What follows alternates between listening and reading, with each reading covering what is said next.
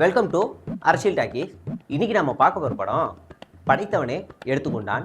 என்னடா இப்படி ஒரு தலைப்பை தமிழ் சினிமாவிலே நான் பார்த்ததுலே அப்படின்னு நினைக்கலாம். இது கொஞ்சம் வித்தியாசமான படம். ஏன் அப்படி சொல்கிறேன் அப்படின்னா, சினிமா ப்ளஸ் அரசியல் ரெண்டுமே கலந்த ஒரு படம் அப்படின்னு கூட நம்ம இது சொல்லலாம். இந்த படத்தில் வர கதாநாயகன் சினிமாவில் எவ்வளோ முக்கியத்துவம் கொடுக்குறாரோ அதை விட ரொம்ப ஜாஸ்தியாக அரசியல் கொடுப்பாருன்னு நினச்சோம்.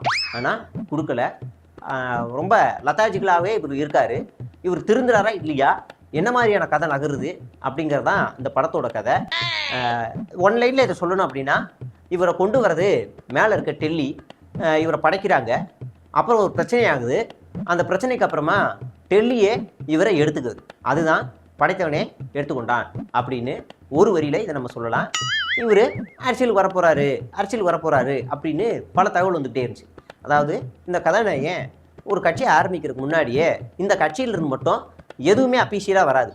மற்ற கட்சியெல்லாம் பார்த்தோம் அப்படின்னா, இன்னைக்கு இவர் போகிறாரு, இன்னைக்கு இவர் இதை பேச போகிறாரு, இது உறுதியானது, இன்னைக்கு பத்திரிகை சந்திக்க போகிறாரு அப்படின்னு ஒரு செய்தியாகவே வரும். ஆனால் இந்த கட்சியை பொறுத்த வரைக்கும் மட்டும்தான் இவர் கட்சியை ஆரம்பிக்க போகிறார் என தகவல், இவர் இன்று கொடி அறிமுகப்படுத்த போகிறார் என தகவல், இவர் மாநாடு நடத்த போகிறார் என தகவல் அப்படின்னு பார்ப்போம். ஆனால் அது உறுதியாகவே ஆயிரும். அப்படி பட்டு தான் இவங்க கிசு மாதிரியே இந்த கதைகளத்தை நசிக்கிட்டு நடந்துக்கிட்டே போய்கிட்டே இருக்குது. இப்படி தான் எல்லாமே இப்படி தான் இருக்கும்.